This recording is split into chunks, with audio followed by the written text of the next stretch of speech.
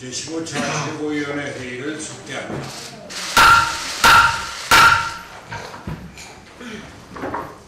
오늘 국정감사가 시작되는 날인데 국자 여러분들 많이 나와주셨습니다. 감사합니다. 우선 오늘 우리가 그 정책연구원장을 임명을 했습니다.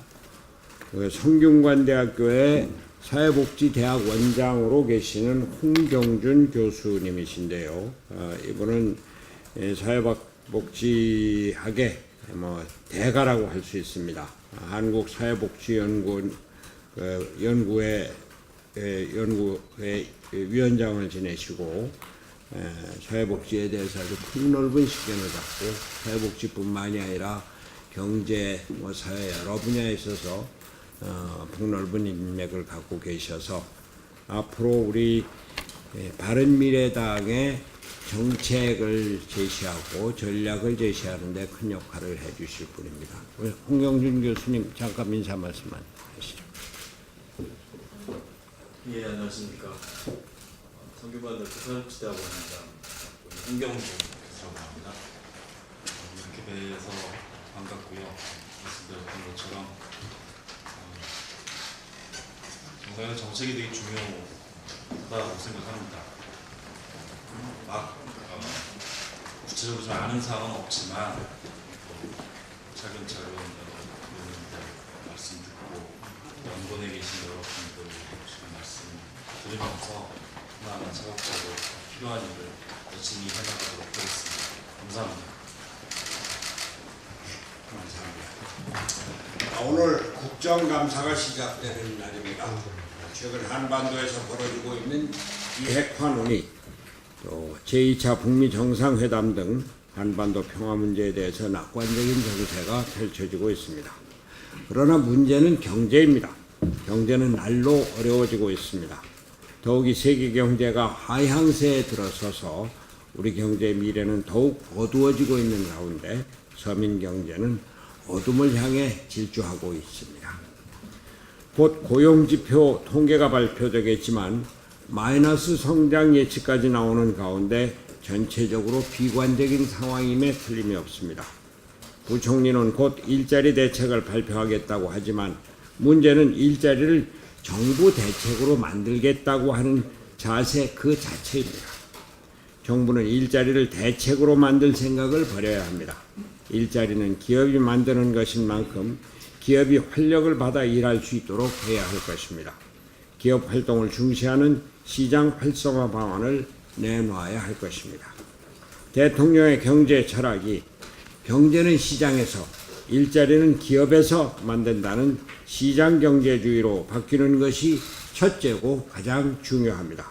이를 보여주기 위해서 장하성 정책실장과 김동연 부총리부터 갈아야 할 것입니다. 바른미래당은 이번 국정감사를 통해 소득주도 성장과 최저임금의 급격한 인상, 노동시간의 급격한 단축의 문제를 파헤치고 대통령의 경제 철학을 바꾸는 데 주력해 주기 바랍니다. 지난 8일 우리 바른미래당은 국정감사를 대비하기 위한 의원 워크숍을 개최하였습니다. 조명균 통일부 장관을 초청하여 남북관계 현안에 대한 정보를 듣고 의원들과 장관 사이에 격렬한 토론이 있었습니다. 토론 후 바른미래당은 판문점 선언과 문재인 정부의 평화정책을 지지하되 판문점 선언의 국회 비준 동의는 법리적으로 불필요하다고 판단하였습니다. 즉, 대통령이 직접 판문점 선언을 비준해야 한다는 것입니다. 정부도 현재 국회 비준 동의를 받지 않은 상태에서 판문점 선언을 이행하고 있습니다. 국회의 비준 동의가 불필요하다는 것을 스스로 인정하고 있는 것입니다. 대신 우리 당은 한반도 평화의 진전을 위해 판문점 선언의 지지 결의안을 국회에 제출하기로 하였습니다. 문재인 대통령은 판문점 선언을 즉시 비준하고 선언의 내용을 신속히 이행하기 바랍니다. 판문점 선언의 국회 비준 동의 문제는 불필요한 정쟁과 국민 분열만을 불러일으킬 뿐입니다. 문재인 대통령의 제안으로 김정은 위원장이 프란치스코 로마 교황을 초청했다고 합니다. 좋은 소식입니다. 한반도 평화와 비핵화는 거스를 수 없는 대세입니다. 그러나 시간이 걸릴 것입니다.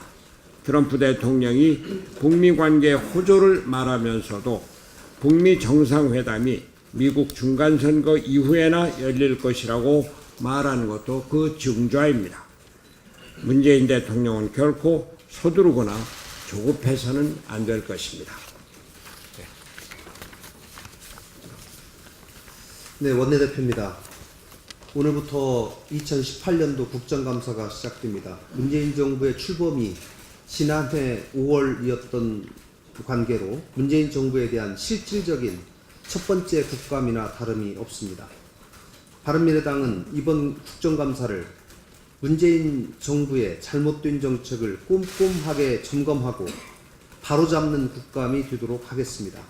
문재인 정부의 정책 중 무능한 정책, 무모한 정책, 비겁한 정책, 불통인 정책, 신적폐를 쌓는 정책들에 대해서 꼼꼼하게 점검해서 제대로 된 대한민국이 방향을 잡는, 바로잡는 국감을 만들어 나가겠습니다.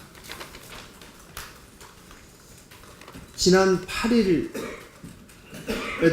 여야 원내대표 회동을 했지만 정개특위 출범에 결국 합의를 하지 못했습니다. 올해 내에 반드시 처리해야 할 선거제도 개편 등을 논의할 정개특위 구성이 늦어지고 있는 점에 대해서 대단히 유감을 표합니다. 선거제도 개편이 민심 그대로의 선거제도를 고쳐서 협치를 제도화하고 국회가 해야 할 필수 개혁 사항이라는 점은 모두가 인정을 할 것입니다. 그러나 두 양당이 선거제도 개편에 미온적인 태도를 보이면서 정개특위의 출범이 계속 늦어지고 있습니다. 두 양당의 촉구합니다. 오늘이라도 정개특위 구성에 최종 합의를 해야 합니다. 아무리 상극상통이라고 하지만 국민이 지켜보고 있고 역사의 평가가 있게 될 것입니다. 기득권을 버리고 오로지 국가와 국민을 위해서 국회가 해야 할 사명을 저버리지 않아야 함을 두 당은 맹성해야 합니다. 오늘 정개특위를 포함한 6개의 특위 구성 문제, 또 헌법재판소 재판관 인준 문제도 조속히 합의해서 처리되기를 두 당에 촉구합니다. 이상입니다. 예. 두 가지만. 먼저 김정은 위원장 대표님도 말씀하셨는데요. 김정은 위원장이 교황 방북을 열렬히 환영한다고 했는데 저도 진심으로 환영을 합니다. 근데 한 가지 김정은 위원장한테 요청하고 싶은 것은 교황 방북을 앞당기기 위해서는 적어도 성경 정도는 북한에서 허용하는 그런 조치가 필요합니다. 교황을 가장 열렬히 환영하는 방법은 수많은 군중들을 가두에 인위적으로 도열시키는 것이 아니라 북한에 성경 정도는 원하는 사람이면 누구나 자유롭게 구해서 볼 수 있다는 발표를 한다면 그것이 훨씬 교황에 대한 진심 어린 환영이 될 것입니다. 현재 북한에는 천주교회로는 장충성당 하나만 있습니다. 그리고 그것이 북한의 진정한 종교의 자유를 보여주는 성당이라고 인정하는 사람은 하나도 없습니다. 교황의 방북은 북한 종교 자유를 증진하는 계기가 되어야 되고 또 그럴 때만 교황이 기쁘게 북한을 방북할 수 있을 것입니다. 때문에 김정은 위원장은 교황 방북을 이미 결심했다면 북한 내 종교의 자유도 증진하는 진정성 있는 조치를 취해 줄 것을 당부드리고 그 첫 조치로 원하는 주민들은 누구나 자유롭게 성경을 구해서 볼 수 있도록 해줄 것을 촉구를 합니다. 그리고 두 번째는 풍등 띄운 스리랑카 노동자 구속영장 철회하고 선처해 줄 것을 사법당국에 촉구를 합니다. 풍등은 담배꽁초처럼 특정 방향을 향해서 던지는 것이 아니라 그냥 허공에 띄우는 것입니다. 그 풍등이 근처 저유소로 날아가서 큰 화재가 날 확률은 전문가들 말에 따르면 풍등이 하늘에 떠올라서 벼락 맞을 확률보다 훨씬 낮다고 합니다. 제가 그 전문가들 말하는 것을 토대로 계산을 해보니까요, 한 수천억 분의 1 정도 됩니다. 화재가 날 확률은. 그러니까 수많은 우연이 겹쳐서 된 것이고, 또 확인된 사실은 그 저유소에서 가까운 학교에서, 초등학교에서 8년 동안 풍등 날리기 행사를 했다는 것입니다. 그리고 수백 명 이상의 사람들이 참여했고, 그 스리랑카 노동자는 그 학교에서, 그 초등학교에서 풍등 날리기 행사를 했던 사람들과 본질적으로 다르지 않습니다.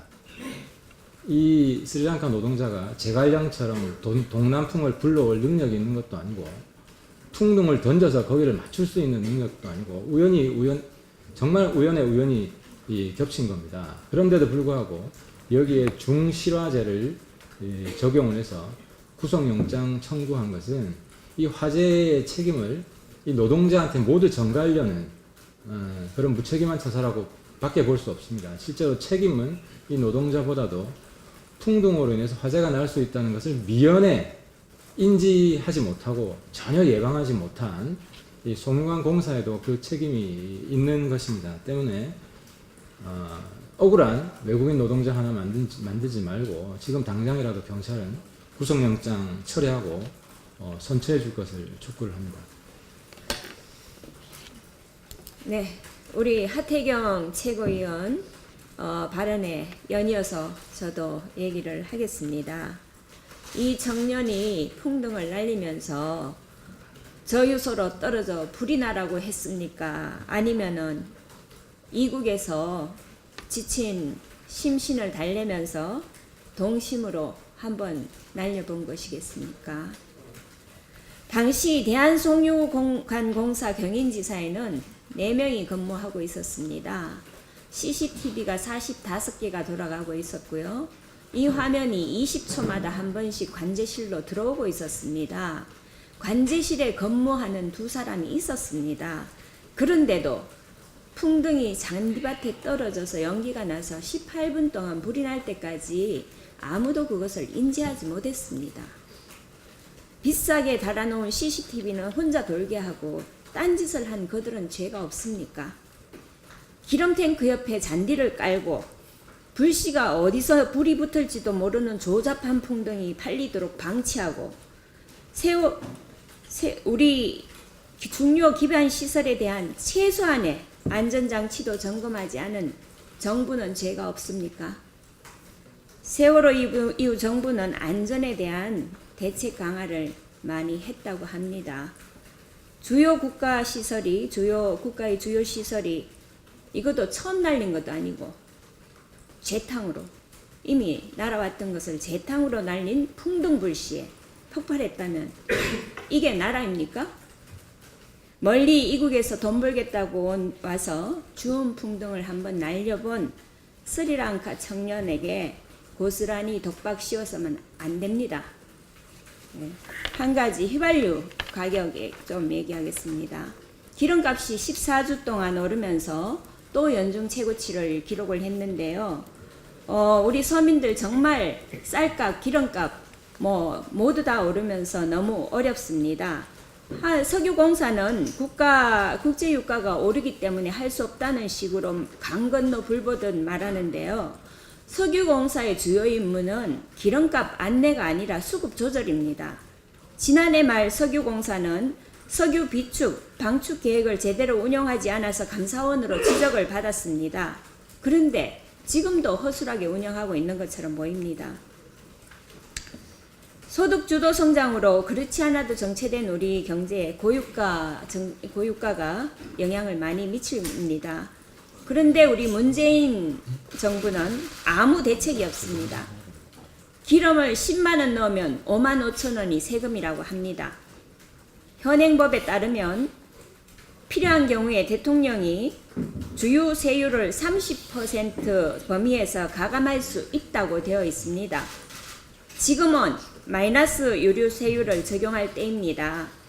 우리 당 이현조 의원이 대정부 질문에서 요구했듯이 정부는 바로 시행하십시오. 장기적으로도 유가와 세금을 연동시키는 탄력세율을 적용하는 것이 필요하다고 생각됩니다. 이상입니다.